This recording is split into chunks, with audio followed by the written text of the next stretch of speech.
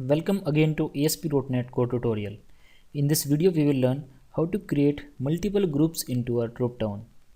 To create multiple groups we will be using SelectListGroup, and to create the dropdown we will be using SelectListItem. Let's start. Here we need to create multiple groups into our dropdown. Let's open the Visual Studio. In the previous video of this tutorial, we have created this dropdown by using this select list item.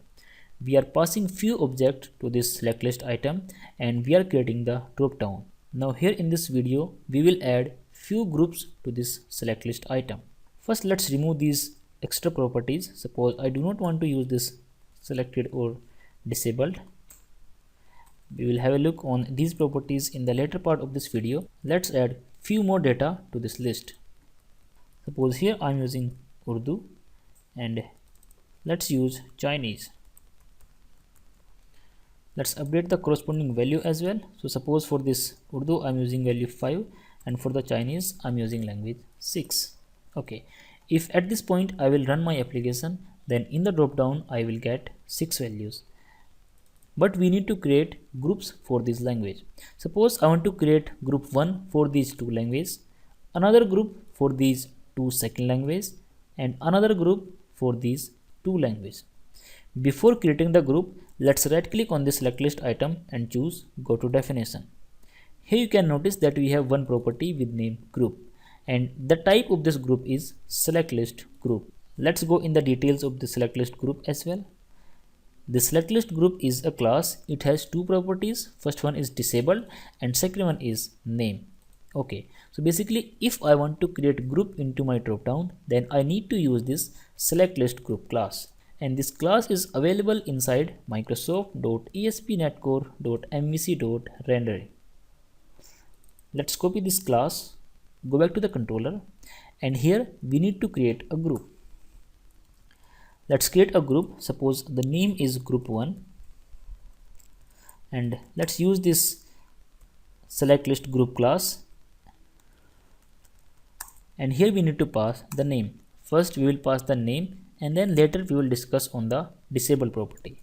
Suppose here I am writing group 1. Let's create two more groups.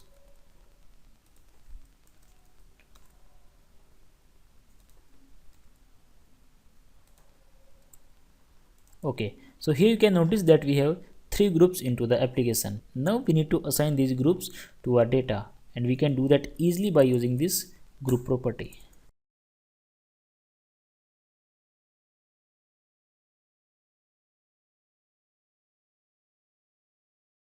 Here you can notice that we are using this group 1 for these two values, group 2 for these two languages, and group 3 for these two languages. Okay, if you are using this group concept, then you need to remember that you have to use only one instance to the multiple data. If you will use same values but different instance, then you will be in trouble.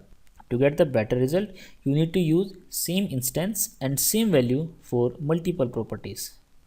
Okay, let's save all the changes and run this application by pressing Ctrl F5. Let's choose this add new book and click on this drop down. This time into the drop down you can see that we have three groups. Under the first group we have two data, under the second one we have two more data, and under the third group we have two more data. Let's have a look on the HTML as well. Inside the HTML you can notice that we are using opt group, OPT group, and inside this group we have two options. Same thing we have for the second group and same thing we have for the third group. So this is how you can create multiple groups into your dropdown. Now let's learn how to use the disable property for this particular group. Suppose because of some reason you want to disable the group 2 to the users, then you can simply use this disable property over here. Disabled is equals to true. All the objects that are using this group second, those will be disabled automatically. Okay, now let's run this application into the debug mode. Click on the add new book. Let's click on the drop down. This time you can notice that group 2 is disabled. We have added the disable property into the group 2, and all the properties which are using this group 2 are disabled now. We can select the value from the group 1 or we can select the values from the group 3. Suppose here I'm using this Urdu language, click on the add book, and in this post method you can notice that we are having the value of Urdu and the value is 5. There is no impact on the value and other items in the dropdown, but this is how you can modify the display view of your dropdown. All the validations that you are using into your application, all of them will work smoothly. That is all in this video. Don't forget to hit the like button of this video. Tell me your feedback into the comment section. Share this video, subscribe to the channel and join the YouTube membership channel. Thank you for watching. Have a great day.